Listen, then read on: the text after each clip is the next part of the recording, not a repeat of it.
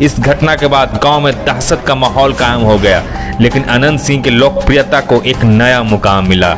2005 के चुनाव में अनंत सिंह ने उसी मुकाम में जीत का झंडा लहरा दिया जहां से 2000 के चुनाव में उनके बड़े भाई दिलीप सिंह को हार मिली थी। अनंत सिंह बातचीत के क्रम में इस बात को स्वीकार करते हैं कि राजनीति उनके लिए नहीं, सिर्फ जनता के सेवा के इच्छा के कारण ही राजनीति में बने हुए हैं। मोकामा विधायक की वास्तविक कर्मभूमि बाढ़ है।